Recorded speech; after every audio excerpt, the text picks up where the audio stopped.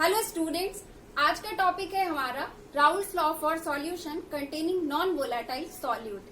तो सबसे पहले ये डिस्कस कर लेते हैं कि आज के टॉपिक में हमें क्या क्या चीजें सीखनी है। देखिए, यहाँ पर हम लोग 2 पॉइंट्स को लर्न करने वाले हैं।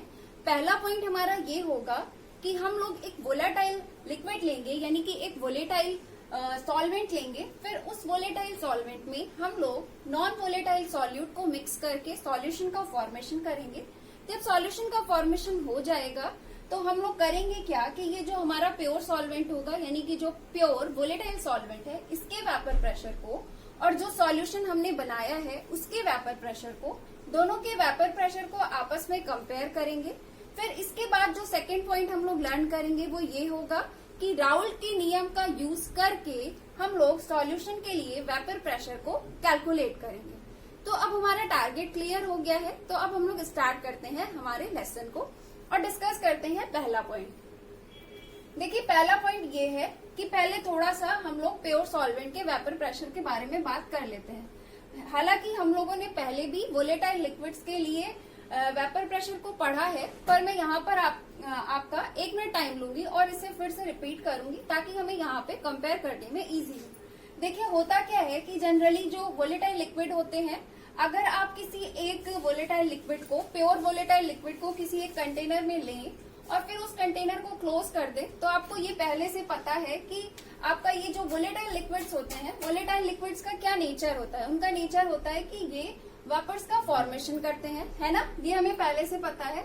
अब यहाँ पे क्या हुआ कि ये वेपर्स का फॉर्मेशन करते हैं और लगातार वेपर्स का फॉर्मेशन करते हैं और साथ ही साथ एक चीज ये भी होती रहती है कि ये जो वेपर्स बनते हैं उनका कंडेंसेशन भी होता रहता है ना। यानी कि जो एक क्लोज कंटेनर होता है उसके अंदर एक कंडेंसेशन का प्रोसेस और इवेपोरेशन का जो प्रोसेस है वो लगातार चलता रहता है ना। तो इक्विलिब्रियम पोजीशन पर, इक्विलिब्रियम कंडीशन पे और पर्टिकुलर टेम्परेचर पर ये जो आपके वेपर्स बनते हैं, इन वेपर्स के द्वारा हमें पता है कि ये लिक्विड के सरफेस पर प्रेशर लगाया जाता है, जिसे कि हम लोग vapour pressure of the solvent कहते हैं। ये बातें हम लोग कर चुके हैं। लेकिन अगर ऐसा हो जाए कि हम इसी वोलेटाइल सॉल्वेंट में नॉन वोलेटाइल सॉल्यूट को मिक्स कर दें, तब हम लोग देखते हैं कि अब इसके वेपर प्रेशर पे क्या चेंजिंग आएगी, है ना। हमने क्या किया कि अभी तो हमने ये पूरा एक प्योर लिक्विड लिया था और उसी के वेपर प्रेशर को डिस्कस कर रहे थे। अब इसी जो हमारा वोलेटाइल सॉल्वेंट था, या फिर आप कह लीजिए कि वोलेटाइल लिक्विड था, इस पे हमने क्या किया कि अब हमने इसमें नॉन वोलेटाइल सॉल्यूट को ऐड कर दिया, इस सॉल्वेंट में सॉल्यूट को ऐड कर दिया, है ना। अब जब इसमें हमने सॉल्यूट को ऐड कर दिया तो ये क्या बन गया, सॉल्यूशन, है ना। हमें पता है कि सॉल्यूशन के 2 कंपोनेंट होते हैं, सॉल्वेंट और सॉल्यूट, है ना। तो अब सॉल्वेंट में हमने क्या किया कि एक ऐसे सॉल्यूट को ऐड किया जिसका नेचर क्या है, नॉन वोलेटाइल। नॉन वोलेटाइल का मतलब कि जिसके पास वेपर्स को बनाने की क्षमता नहीं है, जो वेपर को नहीं बनाएगा, है ना। इसको हमने इसमें ऐड कर दिया और ऐड करके सॉल्यूशन का फॉर्मेशन कर लिया। अब देखते हैं कि इसके वेपर प्रेशर में क्या चेंजिंग आएगी। देखिए, हुआ ये कि जैसे ही हमने यहाँ पर सॉल्यूट को मिलाया तो सॉल्यूट के मॉलिक्यूल्स भी यहाँ पर सरफेस पर आ गए, है ना। सॉल्यूट के मॉलिक्यूल्स भी यहाँ पे सरफेस पे आ जाएंगे। इसीलिए मैंने यहाँ पे क्या किया है कि 2 डिफरेंट कलर दिखाया है, एक ब्लू कलर दिखाया और एक ब्लैक कलर दिखाया। तो ब्लू वाला आपका सॉल्वेंट हो गया, जैसा कि पहले मैंने यहाँ पर मेंशन किया है। ये जो ब्लैक कलर के आपको दिख रहे हैं, ये आपके नॉन वोलेटाइल सॉल्यूट के मॉलिक्यूल्स हो गए। ओके, अब आगे समझिए कि जब आपने सॉल्यूट को मिलाया तो सॉल्यूट के मॉलिक्यूल्स यहाँ पर सरफेस पर आ गए। अब आप ये सोचिए कि जब सॉल्यूट के मॉलिक्यूल्स यहाँ सरफेस पर आ गए तो इसका मतलब ये है कि अब सॉल्वेंट के मॉलिक्यूल्स, जो कि जब केवल प्योर फॉर्म में था, तो यहाँ पे ज्यादा नंबर में सॉल्वेंट के मॉलिक्यूल्स यहाँ सरफेस पर एकत्रित हो रहे थे। लेकिन जब आपने सॉल्यूट को मिलाया तो कुछ जगह तो सॉल्यूट के मॉलिक्यूल्स के द्वारा ले ली गई, है ना। तो यहाँ पे जगह कम हो गई, है ना। अब यहाँ पे क्या हुए कि सॉल्वेंट के मॉलिक्यूल्स जो है सरफेस पर कम है ना, क्योंकि कुछ जगह इनके द्वारा घेर ली गई। ये जो सॉल्यूट के मॉलिक्यूल्स हैं, तो अब इन्हें कम जगह मिल रही है। जब ये प्योर था तो इन्हें ज्यादा जगह मिल रही थी, सारे के सारे सिर्फ सॉल्वेंट के मॉलिक्यूल्स थे, बट अब सॉल्वेंट और सॉल्यूट दोनों के मॉलिक्यूल्स है ना। तो अब यहाँ पे क्या है, सरफेस पर हमारे सॉल्वेंट के मॉलिक्यूल्स कम है। तो जब सरफेस पे सॉल्वेंट के मॉलिक्यूल्स कम है तो ऑब्वियस सी बात है कि वेपर्स भी कम मात्रा में बनेंगे, है ना। अब जब क्या है कि वेपर्स भी कम मात्रा में बनेंगे तो ऑब्वियस सी बात है कि जो वेपर के द्वारा इक्विलिब्रियम कंडीशन पर और पर्टिकुलर टेम्परेचर पर लिक्विड के सरफेस पर जो प्रेशर लगाया जा रहा था उसकी भी मात्रा कम हो गई होगी, है ना। वेपर प्रेशर भी कम हो गया होगा।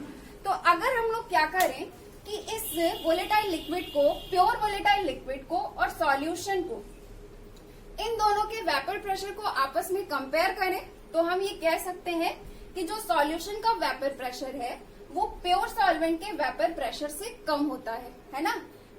वोलेटाइल सॉल्वेंट में नॉन वोलेटाइल सॉल्यूट को मिक्स करके सॉल्यूशन बनाने पर ये जो वेपर प्रेशर में कमी आती है, यानी कि जब हम सॉल्वेंट और सॉल्यूशन के वेपर प्रेशर को आपस में कंपेयर कर रहे थे तो हमने ये पाया कि सॉल्यूशन का वेपर प्रेशर कम हो गया है।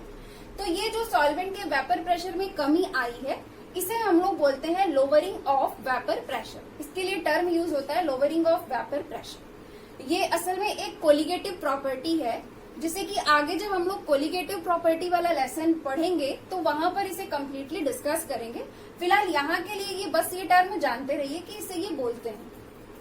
अब इससे रिलेटेड मैं आपको एक नोट पॉइंट बताना चाहती हूँ, वो ये है कि जब हम लोग वोलेटाइल सॉल्वेंट में नॉन वोलेटाइल सॉल्यूट को मिक्स करके सॉल्यूशन का फॉर्मेशन करते हैं तो हम लोग ये पाते हैं कि सॉल्वेंट में हम लोग अलग अलग सॉल्यूट को मिलाते हैं, सॉल्यूट की मात्रा सेम रखते हैं और अलग अलग सॉल्यूट को मिलाते हैं तो हम लोग ये देखते हैं कि वेपर प्रेशर में जो चेंजिंग आई है वो इक्वल है।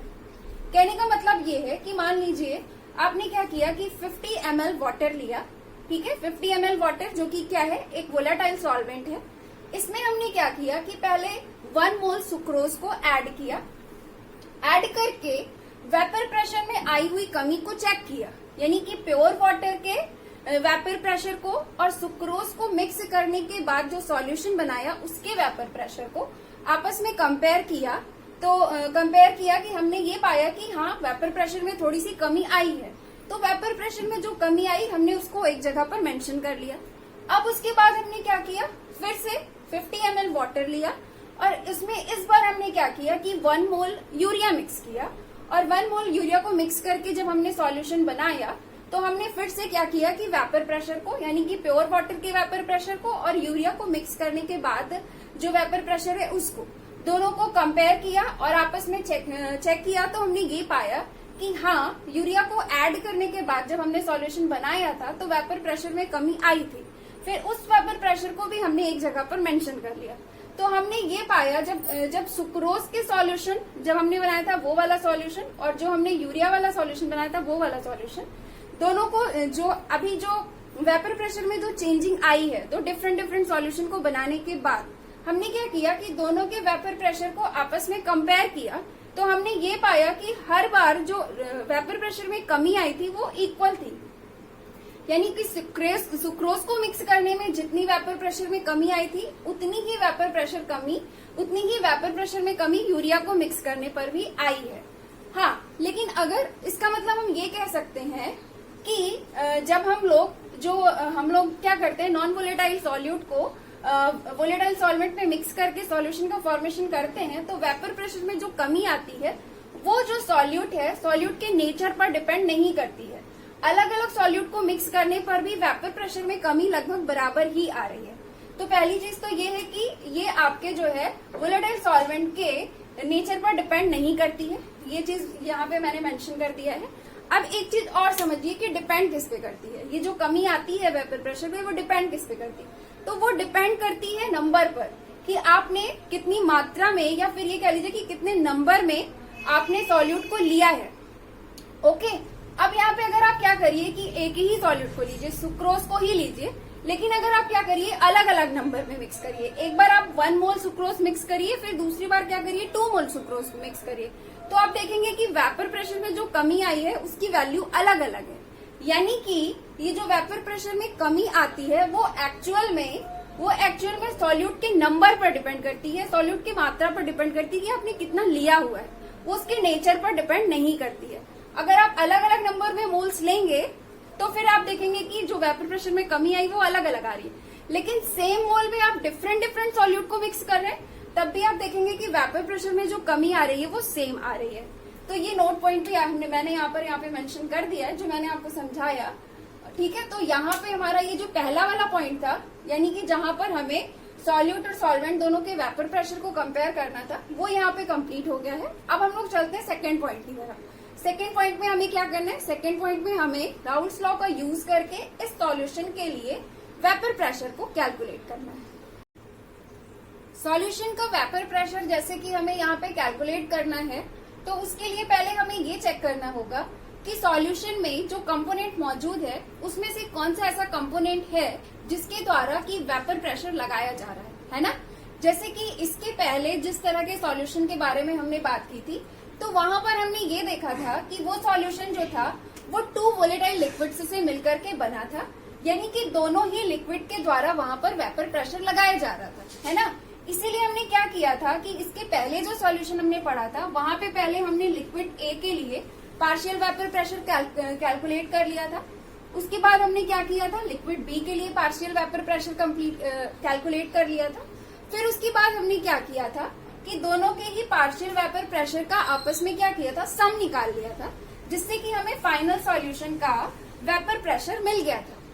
लेकिन अगर हम लोग आज वाले सॉल्यूशन के बारे में बात करें तो यहाँ पे क्या है, ये वाला सॉल्यूशन जो है हमारा, ये वोलेटाइल सॉल्वेंट और नॉन वोलेटाइल सॉल्यूट से मिलकर के बना है। कहने का मतलब ये है कि यहाँ पे सॉल्यूट ऐसा है जिसके द्वारा वेपर प्रेशर सॉल्यूशन पे नहीं लगाया जा रहा है। कहने का मतलब कि सॉल्यूट जो है वो वेपर्स का फॉर्मेशन ही नहीं कर रहा है, तो इसका सॉल्यूशन के वेपर प्रेशर में कोई रोल नहीं है। मतलब सॉल्यूशन में जो भी वेपर प्रेशर लग रहा है इसकी वजह से नहीं लग रहा है, सिर्फ और सिर्फ किसकी वजह से लग रहा है, सॉल्वेंट की वजह से लग रहा है, क्योंकि सिर्फ और सिर्फ सॉल्यूशन में यहाँ पर सॉल्वेंट ही वोलाटाइल है ना।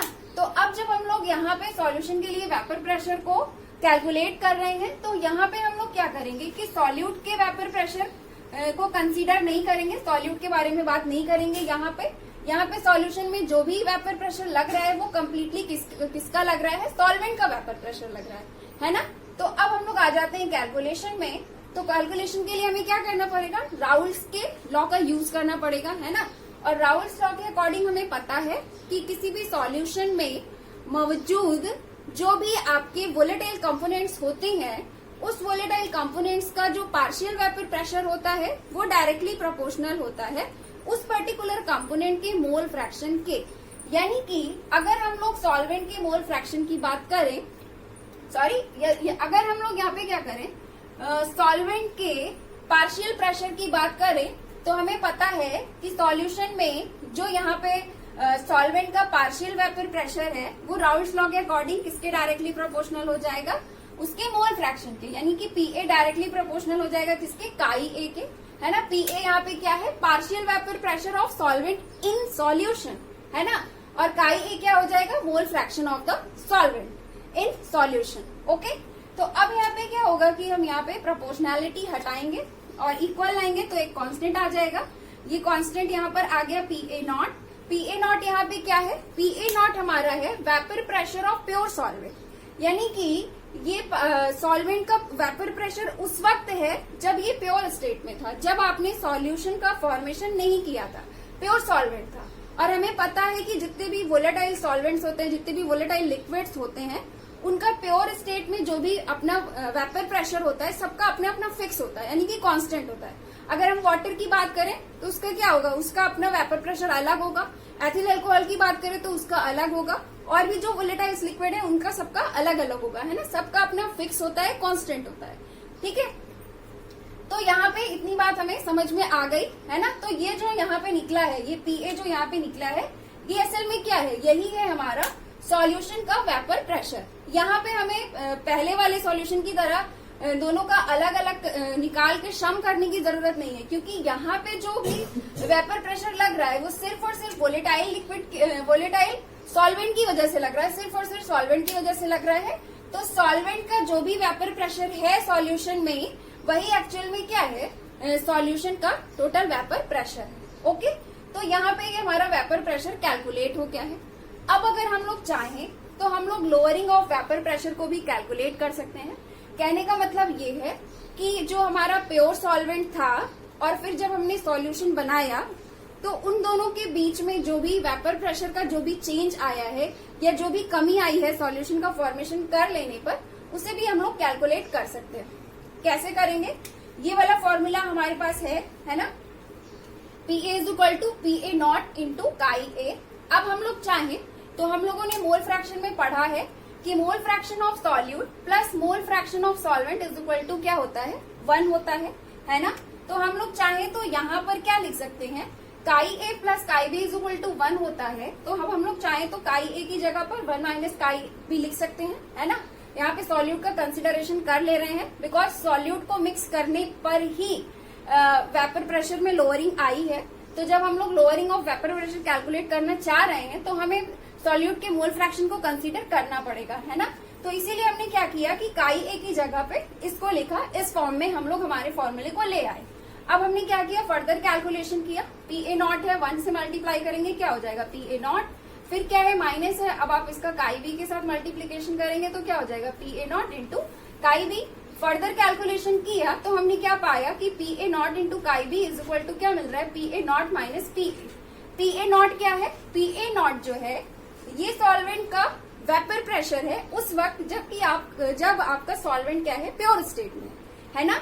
और PA क्या है, PA जो है आपका सॉल्वेंट का वेपर प्रेशर है उस वक्त जब आपने सॉल्यूशन का फॉर्मेशन कर लिया, है ना। ये आपका partial vapour pressure of solvent है इन सॉल्यूशन, है ना। तो इसका मतलब ये है कि इन दोनों के बीच में जो भी अंतर आएगा वही क्या होगा, वही आपका क्या कहलाएगा, लोअरिंग ऑफ वेपर प्रेशर। अब जैसे कि लोअरिंग ऑफ वेपर प्रेशर हमने कैलकुलेट कर लिया है, तो अब हम लोग चाहें तो relative lowering of vapour pressure भी कैलकुलेट कर सकते हैं। Relative lowering of vapour pressure कैसे कैलकुलेट करेंगे, इसी फॉर्मूले का यूज करके कर सकते हैं हम लोग। क्या हो जाएगा, काई बी इज इक्वल टू क्या हो जाएगा, PA not minus PA upon PA not. इसका क्या मतलब है, इसको समझिए।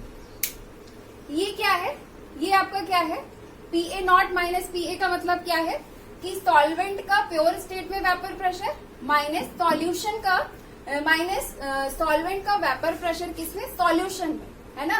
ये आपका लोअरिंग ऑफ वेपर प्रेशर है, लोअरिंग ऑफ वेपर प्रेशर और सॉल्वेंट का प्योर स्टेट में वेपर प्रेशर, इसका जो रेशियो होता है यही क्या होता है, relative lowering of vapour pressure, काई बी के इक्वल होता है। और काई बी की अगर हम लोग बात करें तो ये क्या है, काई बी जो होता है ये क्या होता है, आपका मोल फ्रैक्शन ऑफ सॉल्यूट होता है, मोल फ्रैक्शन ऑफ सॉल्यूट होता है। यानी कि अगर हम लोग ये चाहें तो हम ये कह सकते हैं कि असल में relative lowering of vapour pressure जो होता है वो इक्वल होता है मोल फ्रैक्शन ऑफ सॉल्यूट के। ओके, हालांकि जो relative lowering of vapour pressure है ये असल में एक कोलिगेटिव प्रॉपर्टी है, जिसका कि हम लोग कोलिगेटिव प्रॉपर्टी इसी चैप्टर का एक टॉपिक है जो आगे आएगा, वहां पे हम लोग फुल डिस्क्रिप्शन लेंगे।